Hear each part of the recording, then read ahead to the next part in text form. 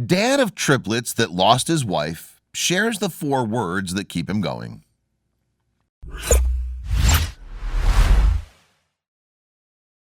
But before we start, please give the video a like and make sure to subscribe to Wonderbot and hit the bell so you'll never miss any uploads from us. Those that say that children are the future often forget to mention that raising our future is a boatload of work. It's not necessarily for the faint of heart. Still, most of the time people put in the effort, and the lucky ones usually have a partner to embark on the parenting journey alongside. Sadly, not everyone is so lucky. When Charlie Whitmer was blessed with gorgeous red-headed gifts, he should have been on top of the world. But then tragedy struck. And while he soon found himself treading unknown parental waters, Charlie would stop at nothing to be the best father possible, no matter what it cost. Ironically, 33-year-old Charlie Whitmer of Westtown, Chicago, didn't believe in bad luck. But when disaster struck during what appeared to be the happiest time in his life, he had to rethink that theory. In 2013, Charlie, a partner at a trading firm, was whisked away by the sight of Catherine when the two first met at a Wrigleyville bar. They didn't have 1 ounce of knowledge of what was to come in their romantic run-in. Charlie and Catherine, who was an operations manager at an association management company, hit it off immediately. They built a marvelous, blissful relationship and eventually went on to plan their August 2016 wedding. But something interrupted the joy. When mysterious bruises started appearing on Charlie's body, along with regular activities causing him great fatigue, he knew something was off. But surprisingly, he found these strange ailments oddly familiar. Charlie was diagnosed with aplastic anemia when he was just 15 years old.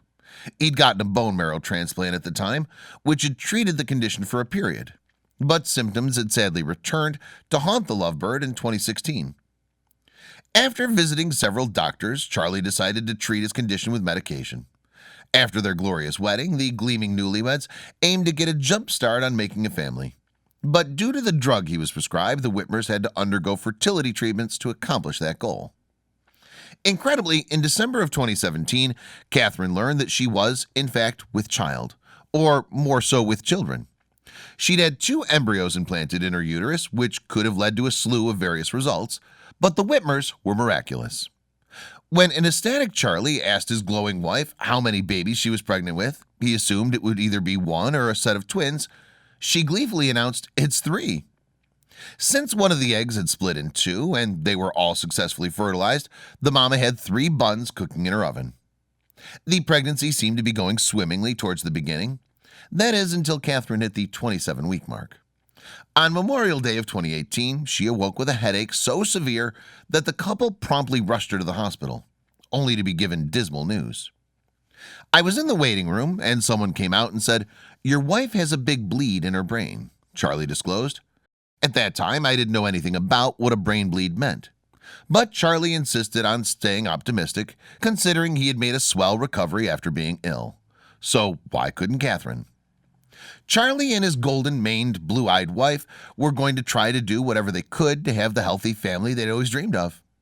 While June of that year was the month that their sweet triplets were born, it was also a month full of grief and misery.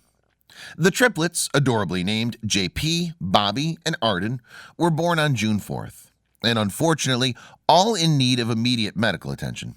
They were underweight, required CPR, and were rapidly taken to the NICU. Thankfully, the babies would be just fine. Catherine, on the other hand, was a different story. 2 days after Catherine's cesarean section, the ugly, life-threatening headache returned to wreak havoc on her fragile brain yet again. Catherine was taken to undergo immediate brain surgery to rid the tissue of harmful pressure. Tragically, Catherine never woke up. She never got to know her 3 perfect darlings. However, before she was officially affirmed brain dead, Charlie, who spent countless hours crying, his brothers consoling him, wished for his babies to be caressed by their mother one last time. The triplets were gently placed in their mother's unconscious arms, which led to a medical marvel unlike anything Catherine's neurologist, Dr. Kim, had ever seen. Tears flowed down Catherine's fading face, while unconsciousness still consumed her body. Dr. Kim, in amazement, said, "I can't explain that medically." However, Dr. Kim did elaborate, having said that being close to brain death did not necessarily mean Catherine couldn't feel the warm presence of her beautiful children. It was heartwarming, to say the least. On June 8th, when the doctors officially disclosed to Charlie, "Your wife has passed," he knew this was a turning point that would be extremely arduous to overcome. But his babies needed him.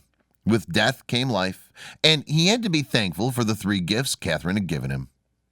Not only did she birth 3 new lives, but she also saved 6 others due to organ donation, which only further proved Catherine's angelic character.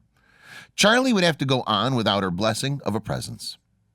The new father and widower spent his very first Father's Day in the neonatal intensive care unit, glued to the sides of his premature little ones.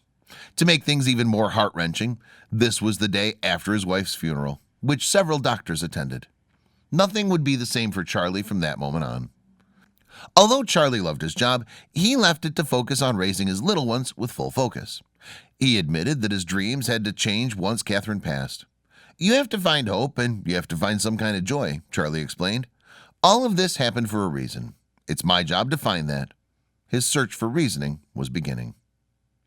In the spring of 2019, Charlie, along with a bountiful group of loving friends, family, and medical professionals who helped care for Catherine, walked for the March of Dimes March for Babies walk in Grant Park, which focused on raising money for maternal, fetal, and neonatal care.